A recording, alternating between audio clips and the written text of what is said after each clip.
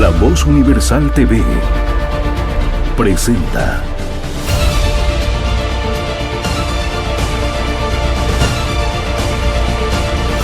Comentando la Noticia con Daniel Pasquier. Está usted con su programa Comentando la Noticia.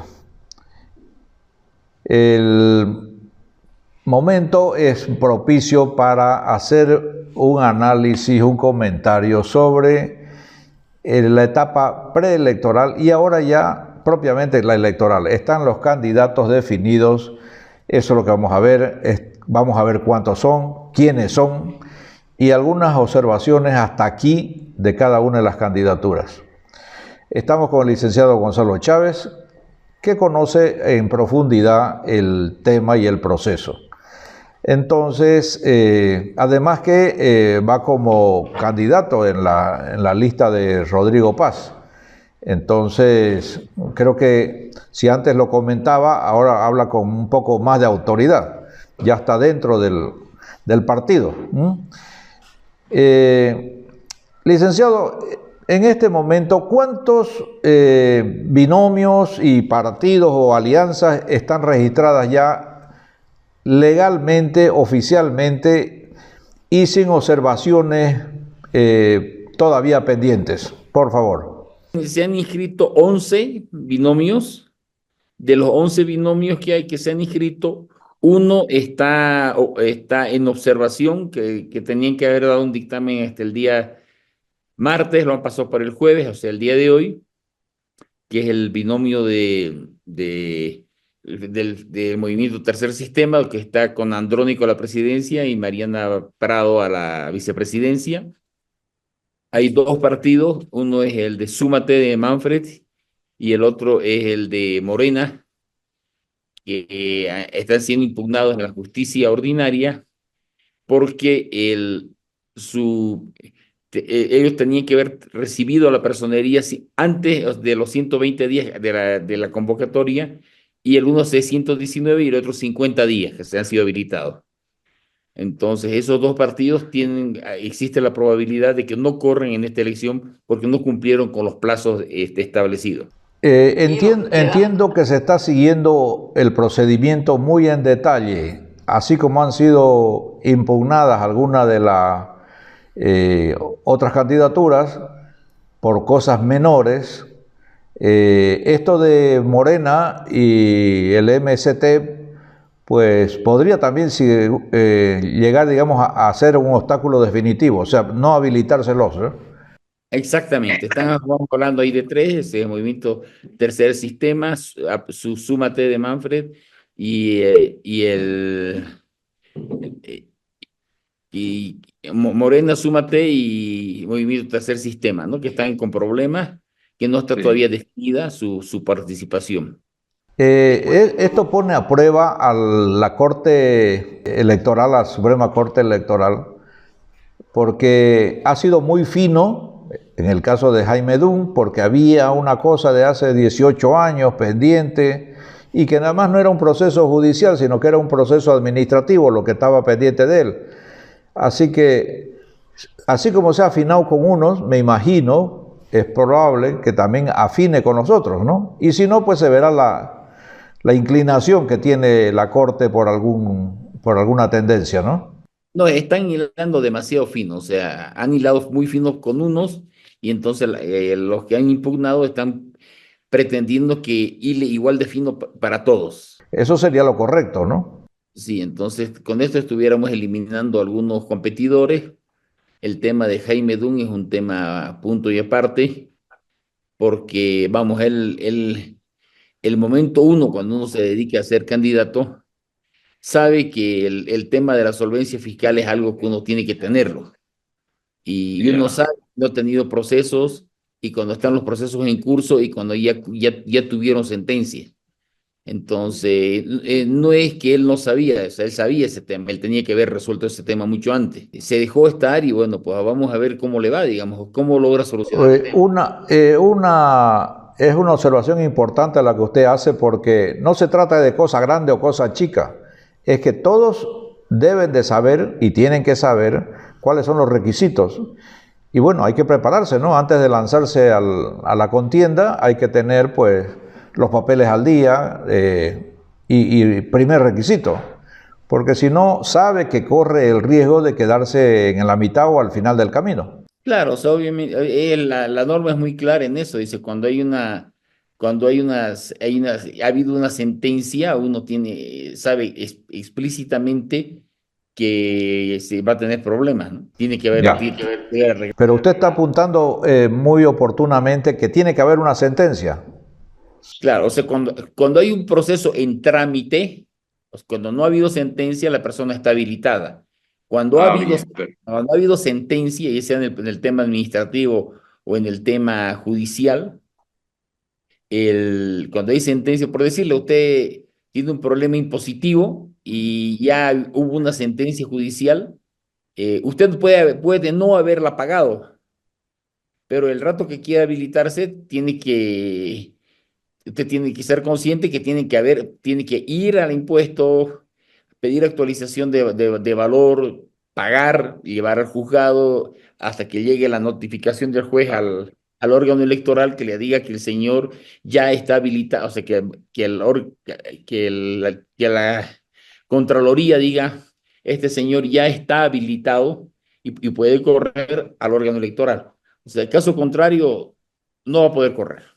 Dejando ya estos casos de pequeña cosa, el otro que llama mucho la atención es el caso de Andrónico, candidato casi oficial y según algunas especulaciones previas a las elecciones, pues se decía que era en definitiva el plan B del MAS. Si no entraba Evo, la opción era Andrónico, o sea, era el candidato del MAS en realidad. ¿Cómo lo ve usted esto ahora? Yo lo veo desde dos puntos de vista. Desde el punto de vista uno, que exista una vulneración, digamos, del tema del movimiento tercer sistema y que eso sea lo que esté impidiendo que puedan correr. El caso dos lo veo de que como un tema de mucha propaganda, de si corre, si no corre, o sea, de hacerlo viral, Claro, de manera de ayudarlo al candidato para más adelante. es proyectarlo a base de, aunque sea de una discusión que si puede o no puede, si va a ir o no va a ir. Para usted entonces la división en tres, Arce por un lado, Andrónico por un lado, Evo que sigue intentando por la vía ilegal pues entrar en contienda y quedan los arcistas al final, ¿con quién va eso? Bueno, o sea, mi opinión es que el MAS está partido en dos. Por un lado, Andrónico, Eva y del Castillo. El delfín de Evo Morales. Claro, o sea, lo que veo es que si van separados, tienen la probabilidad de sacar más de un 35% de votos y consolidar el voto rural y garantizar presencia Y chances para el MAS. ser la primera mayoría entre ambos en diputados y probablemente en senadores. ¿Cómo ve usted la crítica a Mariela Prado, que para la gran mayoría de los masistas, sobre todo el bloque popular, es una persona desconocida y por tanto ha recibido muchas críticas? ¿Por qué no haber buscado una más conocida, digamos, una Bartolina Sisa o alguna de estas? En realidad hay que entender que Mariana Prado ha sido y es la persona clave del ex vicepresidente Álvaro García Linera. O sea, su pilar en Bolivia de García Linera se llama Mariana Prado. Entonces creemos que hubo una inducción para que vaya por ese lado. Esto es muy importante lo que usted señala, porque trae a la memoria de que García Linera fue casi el primero en proponer de que debía que acabarse, o la manera de acabar con la pugna entre Evo y Arce, pues era Andrónico. Y ahora, si él sugirió a Andrónico, encima le pone a la vice. Es como diríamos, Andrónico, entonces el candidato sería de García Linera. Da la impresión porque el candidato a la vice era Mario Cronenbol y lo acaban bajando a jefe de campaña, ¿no? O sea, eso significa que hay fuerzas, digamos, económicas que están apoyando a la Mariana Prado. Ya, interesante lo de Mario Cronenbol porque a su manera y a su estilo, pues Mario Cronenbol, además de ser muy, bueno, observado por algunos detalles, pero es un hombre que ha tenido su arrastre y tiene una conducta clara en el partido del MAS, por lo menos en el oriente de Bolivia, ¿no? Sí, así es. O sea, una persona que ha trabajado mucho, que ha estado mediatizándose mucho, que ha estado en todos los programas, ha estado largándose con fuerza, apoyándolos muchos a ellos, y de pronto aparece fuera y aparece una persona que viene de Fonplata a la vicepresidencia. O sea, no se olvide que Mariana ha sido jefa de gabinete de Walter Delgadillo en obras públicas, ha sido jefe de gabinete de Álvaro García Linera, ha estado de presidente en BOA gracias a Álvaro García Linera. Y fue ministra de Planeamiento, me parece, ¿no? Gracias, Álvaro García Linera. O sea, ella deja de ser jefa de gabinete de Álvaro para pasar de ministra de Planificación. O sea, es una persona. Y de entrando un poquito ya a un terreno más movedizo, licenciado, quisiera hacerle esta pregunta. Si quiere la contesta y si no, pues le comprenderé. ¿Será que entonces el MAS no solo tiene dos fracciones, Evo y Arce, sino que tiene tres, que García Linera sigue siendo un hombre importante dentro del movimiento al socialismo? Bueno, eso indica el tema de las candidaturas del movimiento Tercer Sistema, ¿no? O sea, como es como el cacho, lo que se ve se anota, digamos, y lo que se está viendo es eso. Que hay nomás la mano negra detrás de... ¿Usted quién cree que tendría más rechazo, Evo Morales o García Linera, para ir pensando en la preferencia del electorado? García Linera es una persona que no es muy bien vista dentro de las bases del MAS, ¿no? Pero tiene mejor percepción en la gente que no forma parte de las bases del MAS. Y, y al revés, ¿no? O sea, Evo en las bases del MAS, en el voto duro masista, es inquebrantable, pero ha sido quebrado fuertemente en la gente que probablemente hubiera votado por Evo, pero ahora ya no lo haría. ¿Sabe por qué le estoy preguntando, licenciado, esto? Porque preocupa, por lo menos en Santa Cruz, que la injerencia, la aparición bastante clara de la parte más dura del masismo, que era el estalinismo de García Linera, de pronto aparezca de nuevo en pantalla y otra vez en primera línea y metiendo su gente que, repitiendo lo que dije antes, él propuso hace tiempo a Andrónico como la solución para el MAS y ahora aparece también metiendo a una persona en la vicepresidencia, bueno, que ha sido de su grupo, ha sido de su sector. Y una preocupación más, en Santa Cruz, esta jugada como que está confundiendo mucho, porque García Linera es el hombre que se ha metido más en negocios públicamente, así como Evo en la parte económica.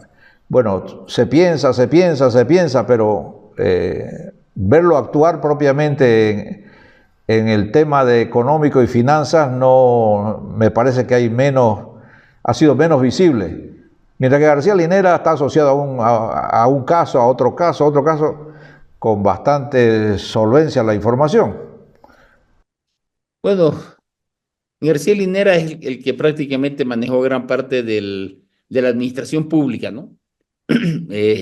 Evo estaba más metido con los movimientos sociales, con esas cosas, y es sabido que el que manejaba gran parte de la administración pública o de las empresas públicas y de la gente donde circulaba el dinero era Álvaro García Linera. Es más, él entrevistaba a las personas que iban a entrar ahí en casos importantes. Entonces, pero bueno, ahí están las cosas. Álvaro está se nota que está en carrera, se nota que está dando un espaldarazo terrible a ciertas candidaturas. Ya.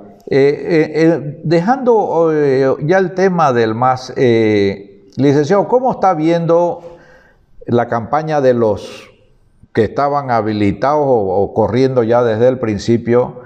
El caso de Tuto, el caso de Rodrigo Paz, el caso de Doria Medina. ¿Cómo lo está viendo ahora una vez ya inscritos los binomios en la Corte Suprema Electoral? Bueno, o sea, ambos, primero Samuel y Tuto, el tema de Tuto, la elección de su vicepresidente le está generando problemas y, y yo creo que ya se han quedado sin discurso, ya no proponen más nada nuevo y ya están generando luchas internas en Santa Cruz por las diputaciones. Eso le va a generar un costo elevado. En el altiplano está muy bajo su perfil comparado con que el trabajo que han desarrollado en Santa Cruz. Samuel Doria Medina, el tema de este señor Peter ha generado un efecto contrario, que lo saquen de ser diputado y da la impresión, según lo que dice la gente, como si hubiera sido un trato con el gobierno de que sacarlo y lo sacaron. Y eso le está generando y la unión con Camacho la está llevando a posiciones más radicales. Entonces, no sé en qué acabará este tema. El tema de Rodrigo primero se lía con un empresario minero muy grande de Potosí, luego este señor renuncia para irse de candidato a senador por Samuel y entra el capitán Lara, que, bueno, pues había tenido bastante apoyo en las zonas populares, tanto aquí en el altiplano como en el oriente, ¿no? O sea, fue bastante notoria la buena percepción de este candidato a vicepresidente en las zonas marginales. O sea que Rodrigo está nomás, digamos, fuerte con el vicepresidente que tiene, independiente de que el millonario empresario minero se haya ido con otra tienda, ¿no? Y haya dejado la vicepresidencia. Sí, yo creo que le ha favorecido bastante. O sea, ahora tiene unas personas con más calles, tiene gente de barrio, gente de... Esto es importante porque sabemos que el voto popular, el voto campesino sobre todo, pues tiene constitucionalmente un valor distinto al del citadino, ¿no? Así es. Entonces, votos en Pando, en Beni, en las provincias del Beni y de Pando, están girando hacia el PDC y una figura clave de ese giro es el capitán Lara. Bueno, nos alegra porque por otro lado, digamos como no ha sido para nada bien visto el que de pronto un señor que tenía un compromiso serio con un candidato, no sé si fue a las 24 horas antes ya de la habilitación o 12 horas antes, dice me voy para otro lado y además me voy con el que le va a hacer la competencia al que yo estoy apoyando, ¿no? La verdad es que ha sido muy criticado y muy mal visto. Yo creo que eso le va a restar mucho en definitiva, pues a Doria Medina, ¿no? Más que al propio Careaga. Sí, tiene posiciones muy radicales la gente y el entorno de Samuel. O sea, han preparado mucho para que haya partidos que sean inhabilitados, han trabajado, comentarios de tele, y de la tele, de la radio, que han estado buscando la inhabilitación de otros partidos, o sea, presionando o en condiciones muy duras para que ciertas personas no participen o participen en sus líneas. Entonces, es un tema bien complejo el de Samuel. Y vamos a ver cómo generan los resultados, ¿no? O sea, esta lucha recién comienza. Yo me acuerdo que cuando Milei comenzó la elección presidencial, o sea, 3 meses antes de la elección, tenía el 1% de intención de voto antes de la primera vuelta, digo, ¿no? Uy, claro. Y pasó con Bolsonaro en Brasil, que 3 meses antes no llegaba al 1%, y Noboa, que tampoco ni aparecía en las encuestas, digamos. O sea, ya son varios los ejemplos para pensar de que no son los que más brillan y más suenan al principio los que llegan al final. Claro, Marina da Silva en Brasil, por ejemplo, que era la candidata opositora a Dilma, al equipo de Dilma Rousseff, figuraba durante un año, era la líder en las encuestas. Y en los últimos 3 meses, hasta que llegó la elección, creo que acabó cuarta, quinta. Entonces, no, este proceso acaba de comenzar ahora. Y de aquí en adelante es una historia distinta. Una historia que se basa en promesas más reales, se basa en una percepción de la gente más real. O sea, todo lo pasado es muy pasado y ahora comienza la carrera electoral. Esa observación creo que, y los ejemplos que ha mencionado son importantes, ¿no? No se lo deseamos, pero da la impresión de que Samuel Doria Medina, a pesar del despliegue que ha hecho en la campaña, llevándose un candidato de un color, de otro color, de todos los colores, y bueno, al final ese carnaval de candidatos puede no arrastrar el voto verdadero, ¿no? Así que a la hora de la verdad son las urnas. Y en eso quiero ya mencionar algo que cae muy bien de la candidatura de Rodrigo Paz, es ese trabajo que él ha hecho durante casi 2 años, me da la impresión, ¿no? Casi pueblito por pueblito, sobre todo en el altiplano, hablando con la gente y me imagino que explicando su propuesta, pues, ¿no? O sea que eso tendrá nomás su rédito en votos y a la hora de las elecciones generales. Sí, o sea, hay mucha gente que habla de que las redes te van a captar el voto, pero las redes todo el mundo sabe que informa y también desinforma. Y por otro lado, tenemos el tema del puerta a puerta, el dar la mano, el que la gente lo conozca, que lo vea, que es de carne y hueso, que, que afecta, ¿no? Que va a generar el voto. O sea, yo veo, por decirle, muchos vicepresidentes que nunca han tocado tierra directamente, ¿no? O sea, su relación con el pueblo en forma directa tiende a cero. Y eso se va a ver se va a ver en la campaña. Lo veo a José Luis Lupo, la veo a Mariana Prado, lo veo al candidato de Tuto, o sea, veo a varios de ellos al mismo Richter, que sus candidatos no tienen ese link con la gente de la marginalidad, que está en los barrios marginales. Claro. Al final también la gran mayoría del que vive en el campo, del campesino, no solamente del agricultor, sino la población esa que es grande, pues se fija en estos detalles. No va a estar solamente pendiente de a ver el kilito de arroz que le regalan o la promesa del kilito de azúcar, ¿no? O sea, o que va a bajar el precio del pan, o que va a haber gasolina, cuando en realidad no hay ningún plan claro de ninguno prácticamente, diciendo cómo va a enfrentar el caso de ahorita las colas inmensas.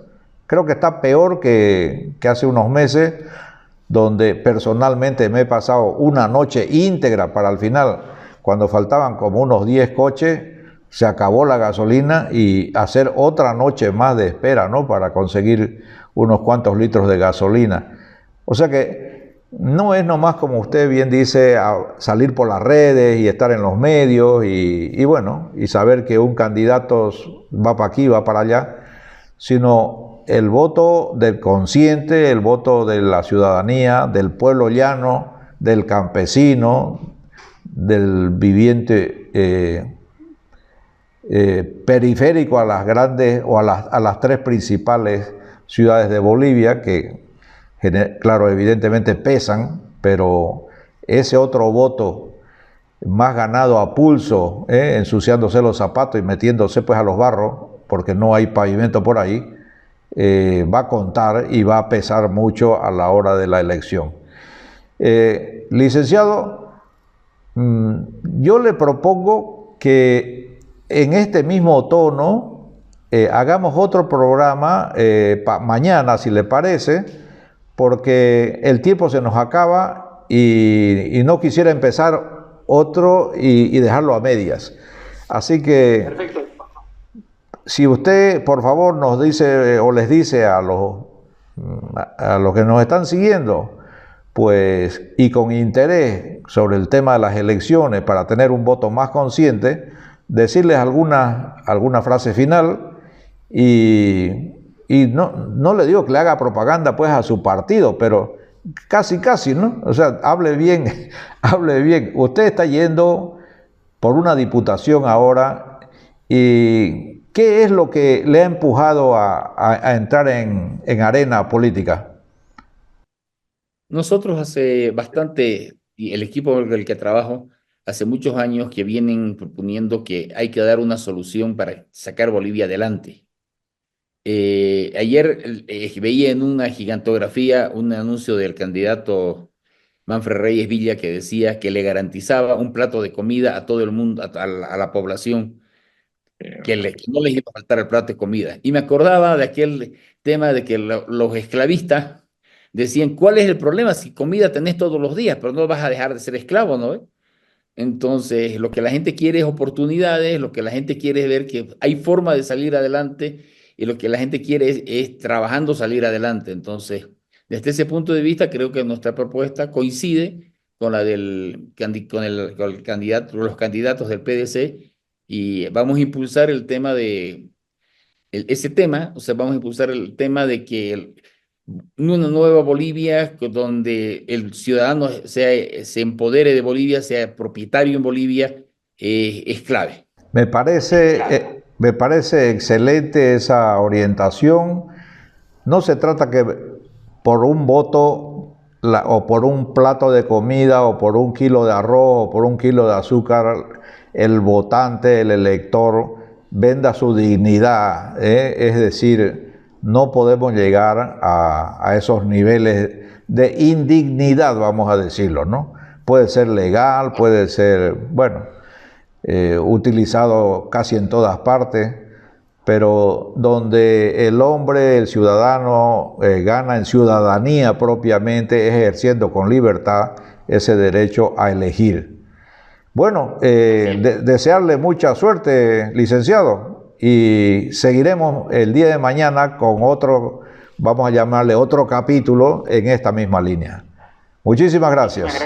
Gracias por invitarnos. Comentando la noticia con Daniel Pasquier.